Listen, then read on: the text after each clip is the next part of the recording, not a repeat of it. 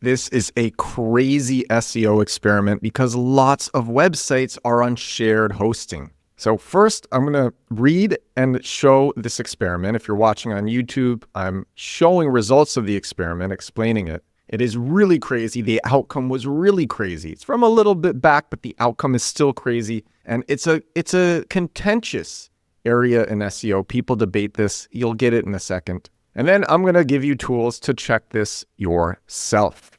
This is the shared hosting experiment, proving the bad neighborhood effect. It's from the 21 SEO Experiments article from SEO Sherpa that I read all the time. And actually, the author of this is coming on the podcast next week. The author of this if you've been listening to the podcast for a while, you know that I've been sharing this. I've been sharing this on and off, and this is actually the last experiment in this article, which I've been sharing on and off for pretty much the last year. I think almost a year exactly. It took me a year to read these 21 experiments.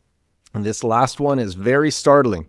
And then the author comes on next week, so I think it'll be great. But let me share this now. I'm going to get to it. Here we go. Shared hosting experiment proving the bad neighborhood effect. Debates about the impact of shared website hosting and its effect on rankings have raged in the SEO community for eons.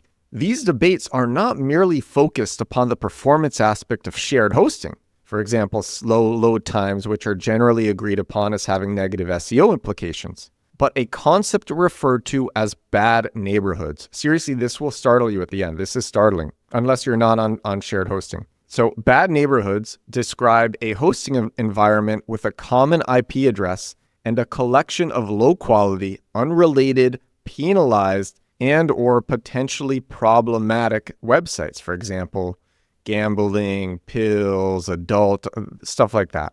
So your website is sharing an IP address with all of these low quality sites. In the same way, you could be negatively impacted if you linked to or received links from spammy websites. Many SEOs believed that finding your website on the same server as a low quality or unrelated sites could have similar rank crushing effects. This idea has substance. Google's own manual actions documentation states that all websites on a server could be penalized, quote unquote penalized, due to the reputation of some. And this is literally from Google's documentation. And Google says, okay, what if a significant fraction of sites hosted on your free web hosting service are spammy? Well, Google tries to be precise when taking manual action related to spam. However, if a significant fraction of the pages on a given web hosting service are spammy, we may take manual action on the whole service.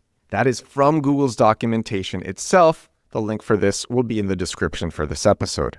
And so the explanation continues. It's also likely that Google's algorithms look for patterns amongst low-quality sites, and free/cheap shared hosting is potentially one of them. Let's be real. Are you more likely to find a throwaway PBN, private blog network site, on a cheap $10 a month shared hosting account or a premium $200 dedicated server? You get the point.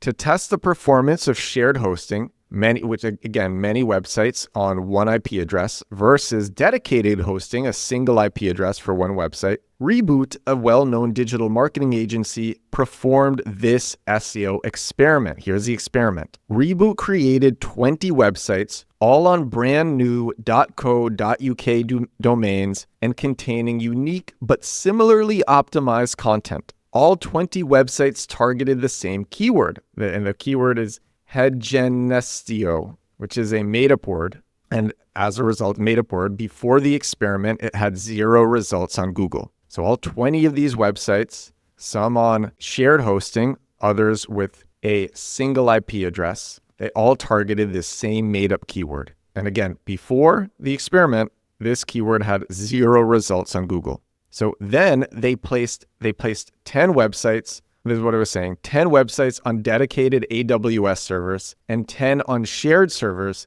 some of which contained bad neighborhood sites like the best internet casino or Hotmails.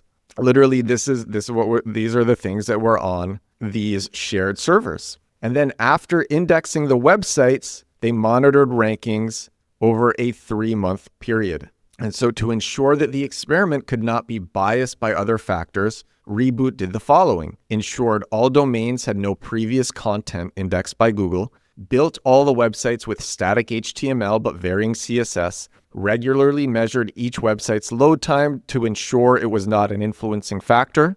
That's really smart because shared hosting can be slower, so it's great that they were monitoring that. Used Status Cake to check the uptime of the websites daily, gave each website a basic similar meta title and no meta description. These steps were put in place to demonstrate that speed, reliability, consistency, content code, and uptime of the websites did not impact rankings. So what happened? By the end of the experiment, the results were clear and conclusive. Websites on a dedicated IP address ranked much better than those on a shared IP. In fact, by the end of the experiment, the top 10 results for the made-up keyword contained 80 to 90% websites on dedicated IPs. The results of this experiment evidently suggest that hosting your website on a shared hosting environment containing toxic and low-quality websites can have a detrimental effect on your organic performance. And this concludes, in isolation, shared hosting is a negative factor. And if you are serious about your business, a decent dedicated server is the way to go. Crazy experiment. Lots of people say, this doesn't matter, but this experiment would suggest otherwise. To be fair, this is an older test. However, I've also seen many recent people, I've also seen people recently say this still matters, but then recently I've also seen other people say this doesn't matter. But to be safe, if you have the bandwidth, using a dedicated IP address, much safer than using shared hosting. So how do you check? If you want to check this for yourself, really easy. You can do it for free in 5 seconds. dnschecker.org to find your IP address, and then viewdns.info/reverse IP to see what other websites you are sharing your IP address with. And hopefully what you see is none, no other ones, and it's just yours. That's how you can check right now for 5 seconds for free. If you are on shared hosting, should you worry about this? I think there are other things that are more pressing, that are more critical, such as making sure you're targeting your keywords correctly. Primary, secondary keyword, at least definitely have a primary keyword. You don't always need a secondary keyword. Making sure that your primary keyword is targeted in the beginning of the page title, in your URL slug, in the H1, the big top heading, and at the beginning of your first sentence. Those are the places where your target keyword should be. Making sure that you're giving searchers, visitors to your site, what they want above the fold before they start scrolling. Those things are super important. But if you're taking your SEO really seriously, this is something that at some point it's worth taking the time to prepare and do this. Migrating to a new server, it doesn't have to be that difficult. You don't jump into the migration. You can actually have a very successful migration, and it can be great. And I've seen lots of people say that they have migrated to a single IP address, and it's been much better. They've had a lot more visibility. And I mean, this test is just wild. It wasn't like 50-50 split. It wasn't like 60-70. 80 to 90% of the websites, the top 10 results for the made-up keyword contained 80 to 90% websites on dedicated IP addresses. Crazy experiment. And that is the last of these 21 SEO experiments that I love so much. I remember when I introduced this article, I talked about the first time that I found it. Back when I was starting to learn SEO. It's been updated every year.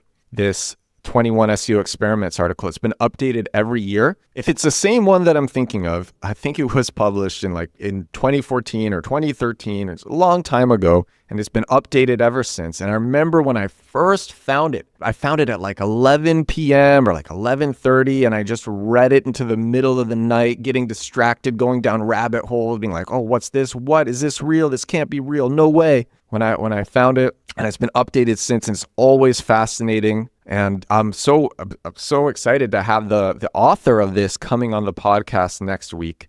It's one of my favorite SEO articles ever, with real experiments that show how Google's algorithm really works. Lots of other services and tools have based their algorithms on Google's algorithm. And when you understand Google's algorithm, it helps you understand other algorithms. And so for me, this was so cool. And so cool for me to read this to you. I'll probably reshare a bunch of these experiments in the future because they are so good. Like number one, how click-through rate affects organic rankings. Like if you get more clicks in the search engine results pages, then your rank gets higher. And people have gamed that in the past. Rand Fishkin, who came on this podcast, gamed that himself. And he talked about it. He did it as an experiment. And if you want to learn SEO that actually converts, gets users, leads, all that fun stuff, brings your business money, SEO that actually makes revenue, check out compactkeywords.com. That's my 13.5-hour SEO course. I spent a year making it super thorough, super in-depth. The only SEO course